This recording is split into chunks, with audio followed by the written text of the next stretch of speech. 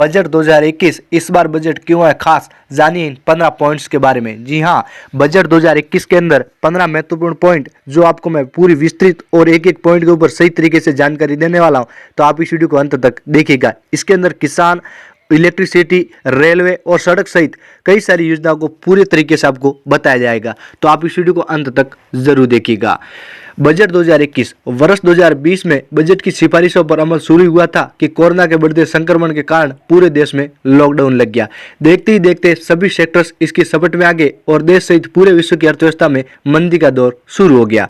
ऐसे में मोदी सरकार का यह बजट देश को कब, कैसे और क्या दिशा देगा, इस पर सभी की नजरें टिकी हुई है। इस बार बजट भाषण पूरा होने तक सेक्शन में 1600 अंकों का उछाल आ चुका है।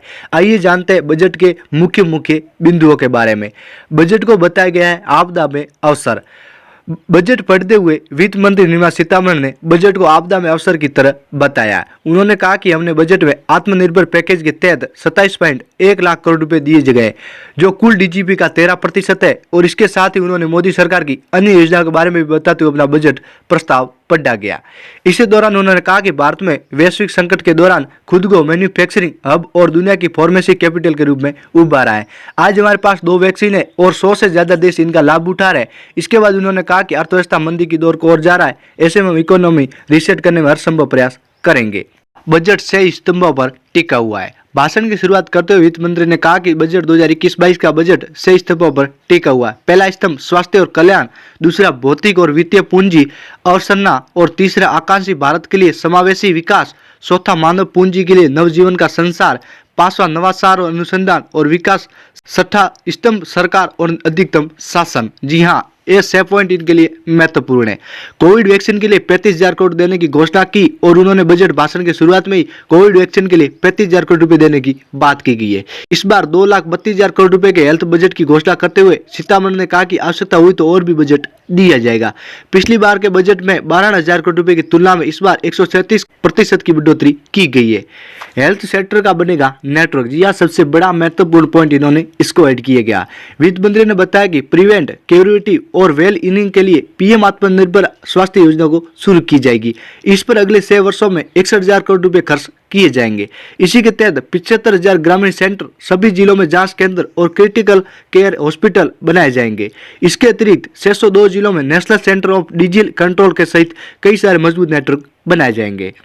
सभी गृहों तक स्वच्छ जल पहुंचाने का सबसे बड़ा हमारा मिशन।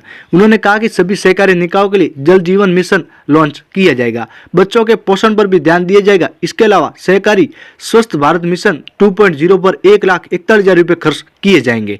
1,41,000 करोड़ रुपए खर्च किए जाएंगे। क्लीन एयर के लिए 2,000 करोड़ रुपए का भी बजट आवंटित किया जाएगा। इस बार इन्होंने इंफ्रास्ट्रक्चर और मैन्युफैक्चरिंग सेक्टर का खास ध्यान दिया गया है। देश की अर्थव्यवस्था में $5 ट्रिलियन की इकोनॉमी बनाने के लिए वित्त मंत्री ने मैन्युफैक्चरिंग पर फोकस करने की बात की गई है। इसके लिए उन्होंने 1.5 लाख करोड़ रुपए का ऐलान भी किया गया है। इस बार इंफ्रास्ट्रक्चर डेवलपमेंट के लिए कई नई योजना भी बनाई गई है। NHAI के टोल रोड, विभिन्न शहरों में मेट्रो प्रोजेक्ट, एयरपोर्ट आदि बनाने के लिए बजट में बड़ा प्रावधान रखा गया है। इस बार 4.39 लाख करोड़ रुपए कैपिटल के लिए निर्धारित किए गए हैं। तो आखिरकार इस बार नेशनल हाईवे में भी बड़ा प्लान बनाया है। नेशनल रेल प्लान 2030 भी बना लिया गया। मोदी सरकार अब Sonnagar Gomo section PPP mode पर बनाएगी और इसके अलावा उन्होंने नेशनल रेल प्लान को एक बार फिर से सक्सेस करने की बात की गई है। तो आखिरकार दोस्तों, उन्होंने सबसे ज्यादा ध्यान इस पर दिया। उन्हीं के अलावा श्रमिकों पर भी दिया गया पूरा ध्यान।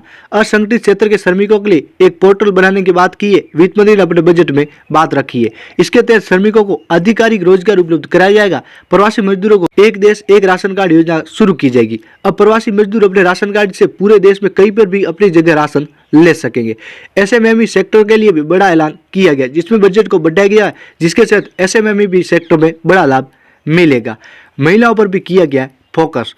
इस बार बजट में वित्त मंत्री ने यूं तो महिलाओं के लिए भी कोई बड़ी घोषणा नहीं की, परंतु महिला को सभी शिफ्ट काम करने की अनुमति दी गई है। साथ ही कहा गया कि उन्हें नाइट शिफ्ट के लिए भी पर्याप्त सुरक्षा दी जाएगी। तो आखिरकार महिलाओं को भी काफी ध्यान दिया और मिडिल क्लास को राहत नहीं, लेकिन पेंशन को मिलेगी इनकम टैक्स में रिलेशंस। जी हाँ, 75 साल से अधिक उम्र वाले पेंशनर्स को इनकम टैक्स फाइल करने की छूट दी गई। इसके साथ ही पेंशन से होने वाली आय पर इनकम टैक्स भी नहीं देना होगा।